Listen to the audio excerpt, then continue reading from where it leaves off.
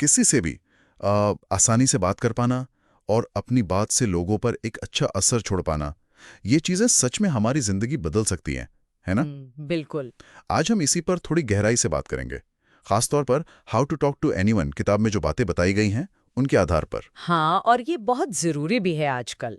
देखिए, Dale Carnegie जैसे experts ने तो बरसों पहले ही बताया था कि भाई मुस्कुराना चाहिए, दूसरों में दिलचस्पी दिखानी चाहिए। हाँ, वो सब तो ठीक है। लेकिन आज की दुनिया थोड़ी अलग है। मतलब ज्यादा तेज है, लोग भी ज्यादा समझदार है। अब वो सिर्फ ऊपरी बातों से इम्प्रेस नहीं होते। सही कह रही हैं। तो अब सवाल सिर्फ ये नहीं कि क्या करना है, बल्कि ये है कि कैसे करना है। वो छोटी छोटी बारीकियां है ना, वो बहुत फर्क डाल देती हैं। बिल्कुल सही कहा। एक झूठी सी मुस्कान या तारीफ आजकल लोग पकड़ लेते हैं फौरन। तो आज का मकसद यही है कि कुछ ऐसी ठोस तकनीकें समझें जो वाकई काम करें। हाँ, जो हमें किसी से भी बेहतर तरीके से जुड़ने में मदद करे और शायद उन्हें प्रभावित करने में भी। बिल्कुल। तो चलिए पहली चीज से शुरू करते हैं। पहली छाप, फर्स्ट इंप्रेशन। हाँ, किताब में ना सिर्फ एक आम मुस्कुराहट की बात नहीं है, वो इसे कहते हैं the flooding smile. Flooding smile.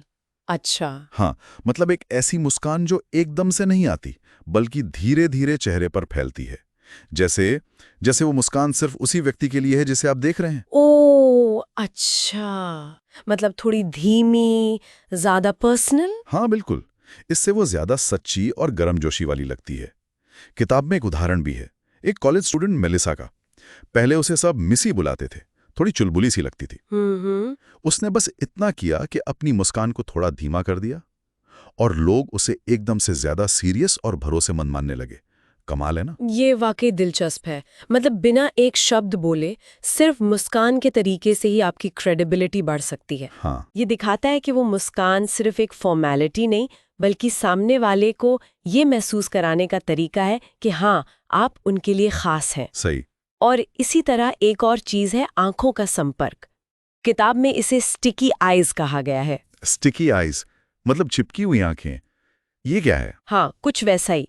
मतलब ये कि जब आप किसी से बात कर रहे हो तो सामान्य से थोड़ी ज्यादा देर उनकी आंखों में देखें, और जब वो बोलना बंद कर दें तब भी तुरंत नजरें ना हटाएं। अच्छा, मतलब थोड़ी देर और, बातचीत खत्म होने के बाद भी? हाँ, बस एक आध सेकंड और। अच्छा। ऐसा करने से ना सामने वाले को लगता है कि आप उनकी बातों में पूरी तरह मतलब डूबे हुए हैं, कि आप उनकी हर बात को बहुत ध्यान से सुन रहे हैं, उसे अहमियत दे रहे हैं।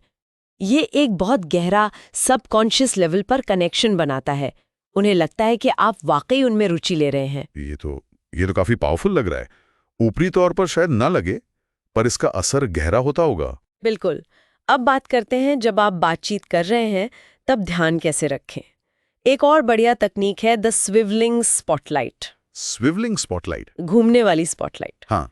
सोचिए कि बातचीत एक स्टेज है और उस पर एक स्पॉटलाइट है। जब आप बोल रहे हैं तो स्पॉटलाइट आप पर है। ठीक है। ठीक है। लेकिन जैसे ही दूसरा व्यक्ति बोलना शुरू करे, फटाक से वो स्पॉटलाइट पूरी तरह उन पर घुमा दे। मतलब अपना पूरा ध्यान, अपनी पूरी एनर्जी, सब कुछ उनकी तरफ। अच्छा, तो अपना फोकस पूरी तरह दूसरे पर शिफ्ट कर देना। हाँ बिल्कुल। इसका मतलब है कि लोगों को ये महसूस कराएं कि उस वक्त उस बातचीत में वही सबसे महत्वपूर्ण व्यक्ति हैं। किताब में डियान की एक कहानी है। वो एक पार्टी में डैन स्मिथ नाम के एक आदमी से मिली और डियान उससे मिलके बहुत इम्प्रेस हुई। लेकिन मजे की बात ये कि बाद में उसे ये याद भी नहीं था कि डैन करता क्या है या कहाँ रहता है। ऐसा क्यों? क्योंकि डैन में पूरी बातचीत डायन पर फोकस रखी थी। उसकी रुचियां, उसके काम, उसकी बातें।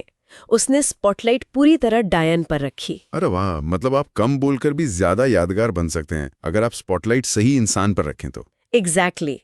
ये सुनने में शायद आसान लगे, पर इसमें सच में कोशिश लगती है। हाँ, लगता तो है। ये सिर्फ सुनना नहीं है, ये एक्टिवली दूसरे इंसान को बातचीत का हीरो बनाना है। उन्हें बोलने देना, उनकी बातों में सच्ची दिलचस्पी दिखाना। यही वो चीज है जो लोगों को आपकी ओर खींचती है, आपको प्रभावशाली बनाती है।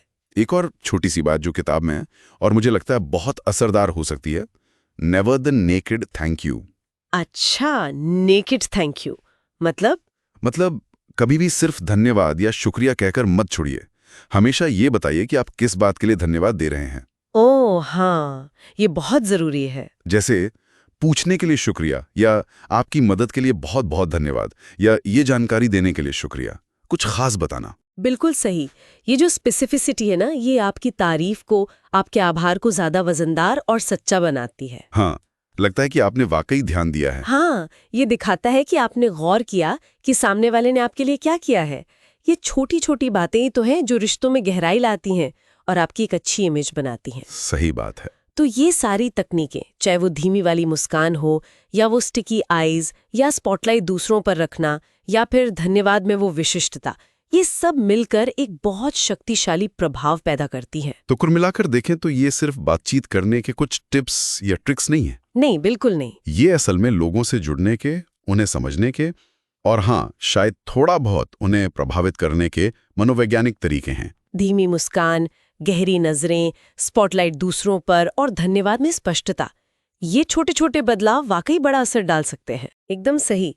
ये तरीके दिखाते हैं कि हम दूसरों की भावनाओं को, उनके महत्व को कितनी गंभीरता से लेते हैं।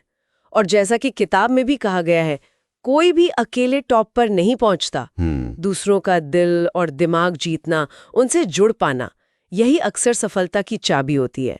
चाहे वो आपका प्रोफेशनल जीवन हो या पर्सनल, इन स्किल्स को अपनाने से यकीनन नए दरवाजे खुल सकते हैं। बिल्कुल सही कहा। और जाते जाते एक सवाल श्रोताओं के सोचने के लिए छोड़ जाते हैं, जो इसी किताब की मूल भावना से जुड़ा है। हाँ, क्या कभी ऐसा हो सकता है कि जिसे हम कोई बाहरी रुकावट समझ रहे हों, कोई ग्लास सीलिंग मान रहे हों, वो असल में हमारे अपने बात करने के तरीके में, अनजाने में हुई किसी चूक का नतीजा हो?